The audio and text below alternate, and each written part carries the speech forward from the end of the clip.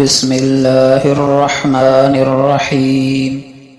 انسان کی گفتگو بتا دیتی ہے کہ تربیت ہوئی ہے یا صرف پالا گیا ہے۔ دنیا کا سب سے بڑا رزق رات کو توبہ کیے بغیر سو جانا۔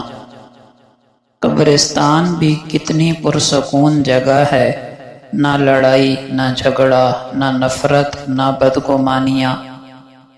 خدا تو رزق دیتا ہے کیڑوں کو پتھر میں، تو کیوں پریشان ہے ہیرے موتی کے چکر میں؟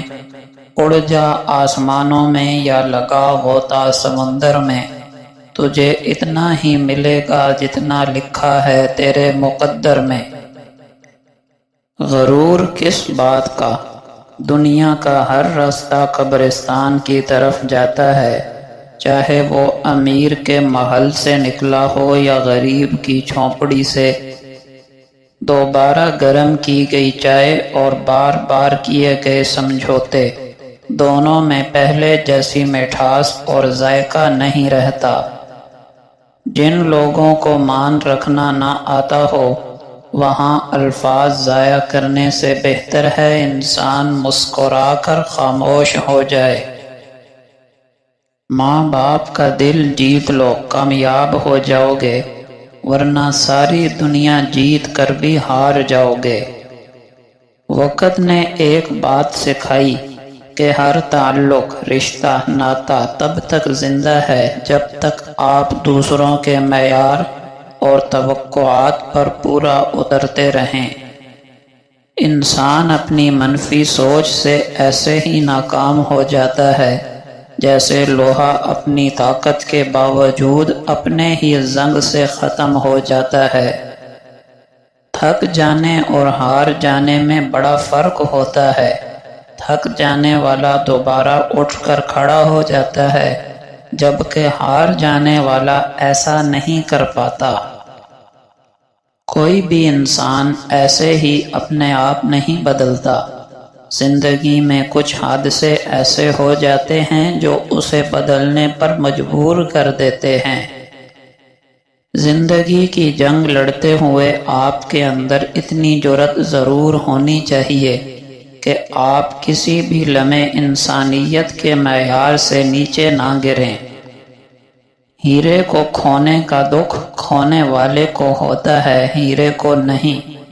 آپ اللہ کی طرف آئیں یا نہ آئیں، فائدہ یا نقصان آپ کو ہی ہوگا۔ اللہ کی ذات غنی ہے، وہ آپ کی عبادات، محبت اور توجہ کی محتاج نہیں۔ میاں بیوی کا رشتہ تین باتوں کی وجہ سے مضبوط ہوتا ہے۔ پہلی بات اعتبار، دوسری بات محبت، تیسری اور سب سے اہم بات احساس۔ اگر ان تینوں میں سے کوئی بات آپ کے رشتے میں نہیں تو یقین کیجئے آپ کا رشتہ بالکل کھوکھلا ہے۔ ہم تکلیف کے جس مقام پر بھی ہوں، کچھ لوگوں کی تکالیف ہم سے بھی بڑی ہوتی ہیں، لہٰذا انہیں دیکھ کر شکر کی لاٹھی تھام لینی چاہیے تاکہ رستہ سہولت سے کٹ جائے۔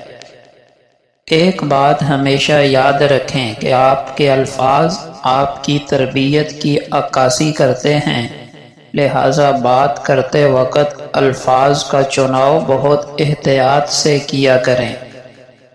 زندگی آزمائشوں کا سمندر ہے، کسی سے لے کر آزمایا جاتا ہے تو کسی کو بے تحاشا دے کر آزمایا جاتا ہے۔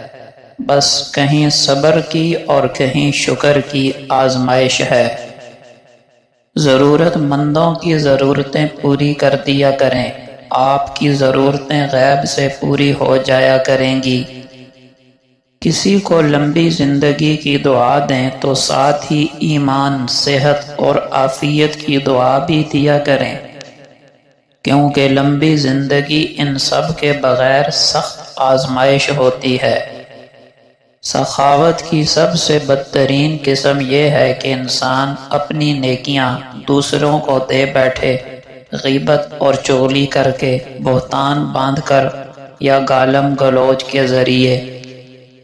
آج اپنی چھت پر پودوں کو پانی دے رہا تھا، تو ایک بات دل میں آئی کہ جس طرح ہم ان پودوں کو پانی دیتے رہتے ہیں تو یہ تر و تازہ رہتے ہیں، اور اگر پانی نہ دیں تو یہ مرجھا جاتے ہیں، اسی طرح یہی حالت ہمارے دل کی ہے۔ اگر ہم اس کو اللہ کے ذکر کا پانی دیتے رہیں گے تو یہ تر و تازہ رہے گا، اور اگر اس کو اللہ کے ذکر کا پانی نہیں دیں گے تو یہ بھی مرجھا جائے گا۔ نبی کریم صلی اللہ علیہ وسلم کا پاک ارشاد ہے، مسلمان جب بھی کسی پریشانی، بیماری، رنج و ملال، تکلیف اور غم میں مبتلا ہو جاتا ہے، یہاں تک کہ اگر اسے کوئی کانٹا بھی چبھ جائے تو اللہ تعالیٰ اسے اس کے گناہوں کا کفارہ بنا دیتا ہے۔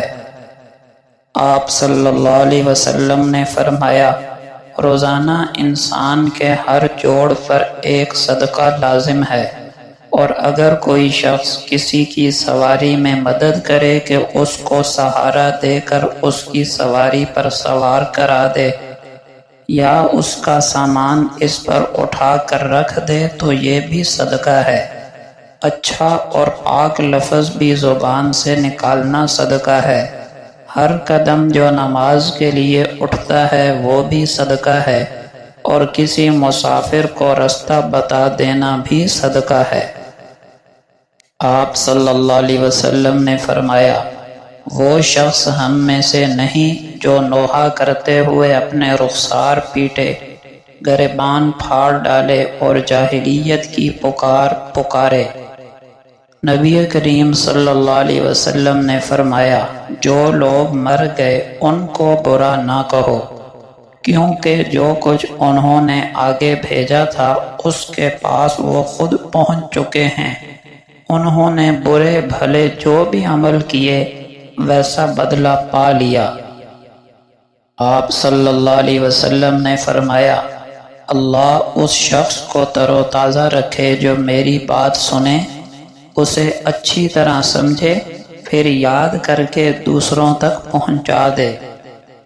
آپ صلی اللہ علیہ وسلم نے فرمایا، میری طرف سے کوئی بات اس وقت تک نہ بیان کرو جب تک کہ تم اچھی طرح جان نہ لو، کیونکہ جس نے جان بوجھ کر جھوٹی بات میری طرف منسوب کی تو وہ اپنا ٹھکانہ جہنم میں بنا لے، اور جس نے قرآن میں اپنی عقل و رائے سے کچھ کہا وہ بھی اپنا ٹھکانہ جہنم میں بنا لے۔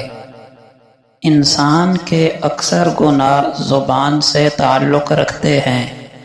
گناہ سے توبہ کرنے والا ایسا ہے جیسے اس نے گناہ کیا ہی نہ ہو۔ اعلیٰ ترین صدقہ یہ ہے کہ ایک مسلمان علم سیکھے اور دوسرے کو سکھائے۔ کامل مسلمان وہ ہے جس کے ہاتھ اور پاؤں سے دوسرے مسلمان محفوظ رہیں۔ قسموں سے مال تجارت بک تو جاتا ہے لیکن برکت ختم ہو جاتی ہے۔ جنت میں لے جانے والی دو چیزیں، اللہ کا ڈر اور اچھے اخلاق۔ دھوکہ باز، بخیل اور احسان کر کے جتلانے والا جنت میں داخل نہ ہوگا۔